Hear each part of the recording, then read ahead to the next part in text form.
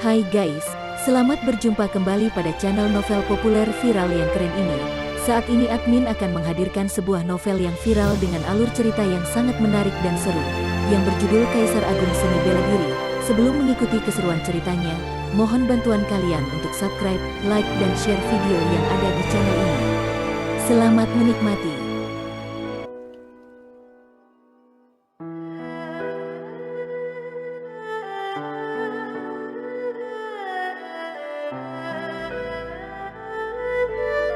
Kaisar Agung Seni Bela Diri, Bab 29, dalam tingkat tahun lalu, Han San tingkat kedua dan Feng Xuanzu ketiga. Di kelas elit senior, mereka adalah rival lama. Kamu bodoh, rasakan ilmu pedang gunturku. Feng Xuanzu berteriak dengan marah dan menghunus pedangnya. Pedang itu menembus udara secepat kilat. Dia tahu betul bahwa dia sudah kalah dari Luo Xiu, dan dia tidak punya kesempatan untuk menang melawan Su Qiusheng. Jika dia kalah dari Han San lagi, dia tidak akan bisa masuk tiga besar. Oleh karena itu, Feng Xuanzu harus melakukan yang terbaik dalam pertempuran ini. Ketika dia bertarung melawan Luo Xiu, dia ditekan baik dalam gerakan dan keterampilan pedang. Tetapi ketika bertarung melawan Han San, dia menunjukkan kekuatannya yang sebenarnya, membuat semua orang di antara hadirin berseru. Ting! Ketika pedang dan parang bertabrakan, Feng Xuanzu mundur 3 langkah. Namun ia langsung menggunakan teknik gerakan instan, dan serangannya secepat rintik hujan, yang memaksa Han San untuk menggunakan kemampuan penguat energi untuk bertahan. Han San kuat dan defensif, sementara Feng Xuanzu gesit dan cepat. Yang satu stabil dan kokoh, dan yang lainnya secepat angin. Sebagai elit teratas dari kelas senior, mereka jauh lebih kuat daripada orang biasa di tingkat ke-9 pemurnian tubuh.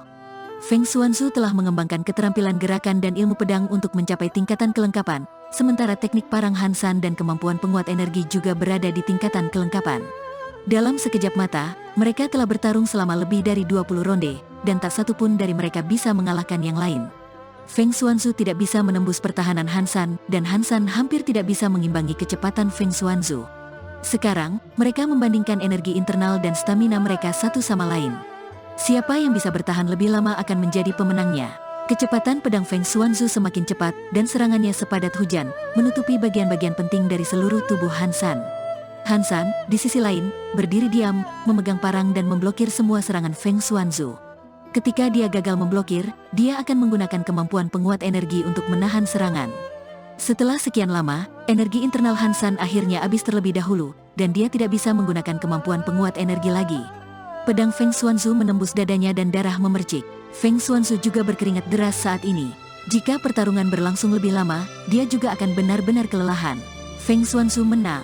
Setelah pertempuran ini, semua orang dapat melihat bahwa Han San dan Feng Xuanzu pada dasarnya memiliki kekuatan yang sama.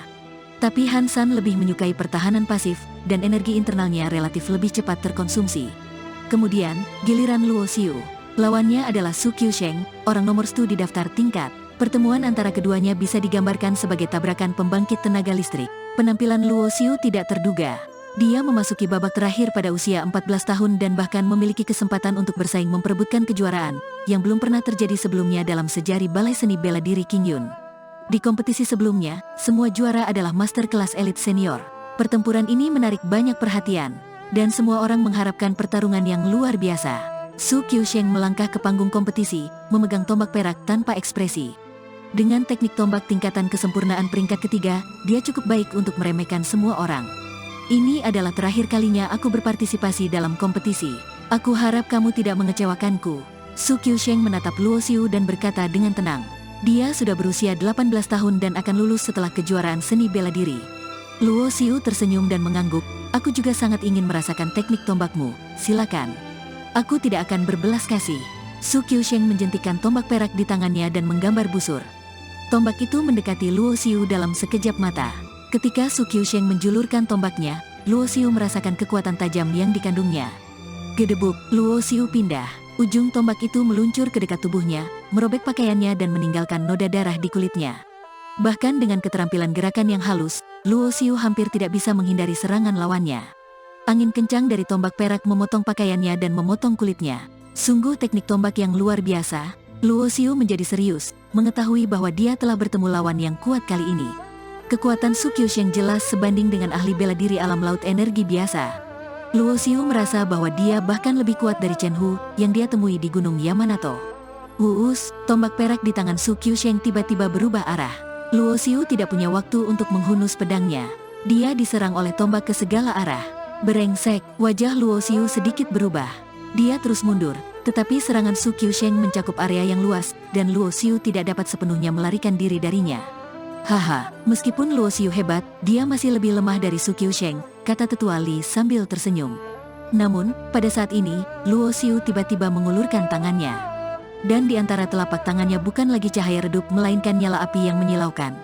Buk, saat dia akan tersapu oleh tombak, dia meledakkan tombak dengan kedua telapak tangan dan mengirim tombak perak Su Qiusheng ke langit. Tombak perak bergetar hebat, di mana energi yang kuat dan agung ditransmisikan ke Su Qiusheng. Tangannya mati rasa dan dia hampir menjatuhkan tombak perak itu. Energi internal yang sangat kuat, wajah tanpa ekspresi Su Qiusheng menunjukkan ekspresi terkejut. Dia sendiri berada di puncak tingkat ke-9 pemurnian tubuh, tetapi energi internal Luo Xiu lebih tebal dan lebih murni daripada miliknya. Jika Luo Xiu sudah menggunakan energi vital lebih banyak daripada energi internal, bisa dikatakan jika Luo Xiu telah menembus alam laut energi miliknya.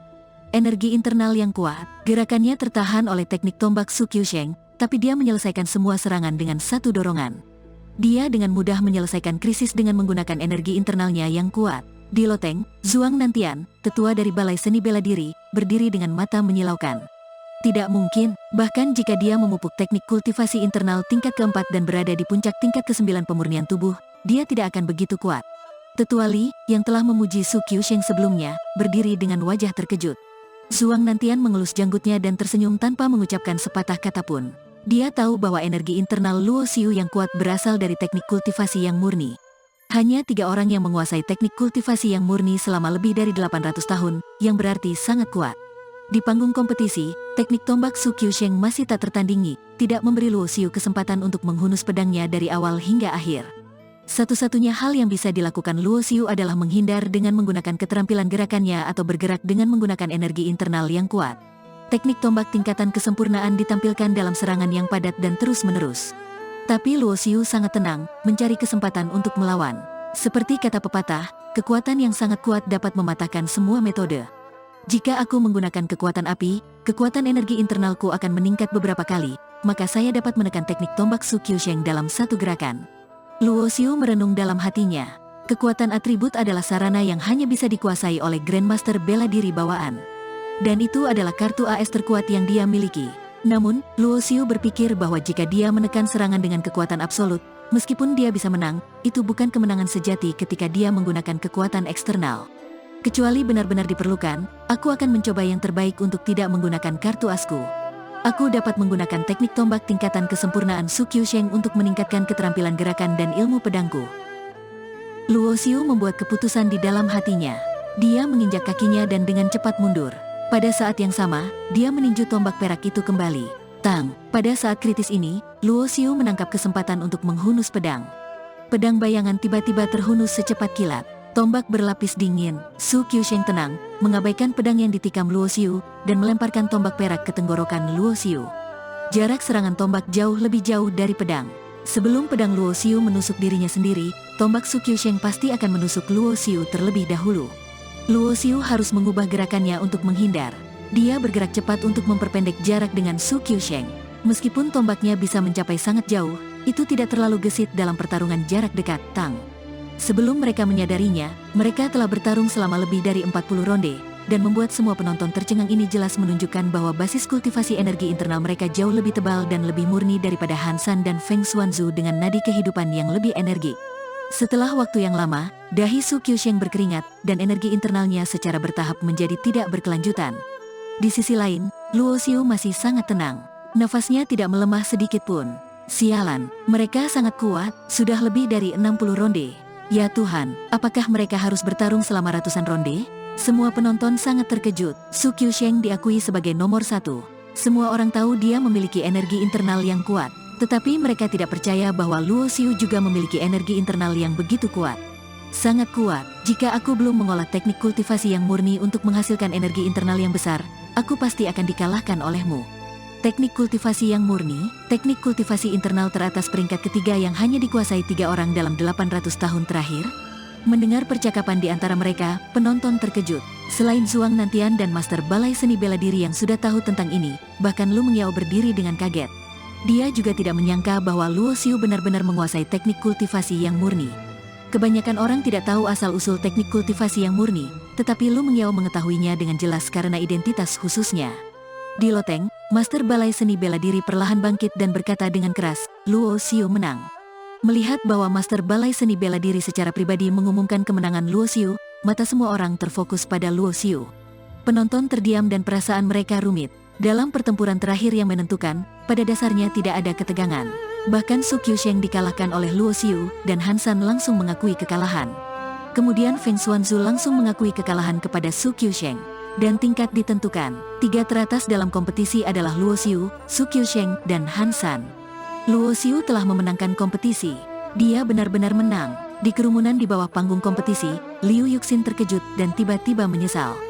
Dia berpikir, jika dia mengambil kesempatan ketika Luo Xiu menyukainya saat itu, dia dan keluarga Liu akan sangat diuntungkan darinya. Tidak diragukan lagi bahwa Luo Xiu akan menjadi orang yang berpengaruh di seluruh kota awan.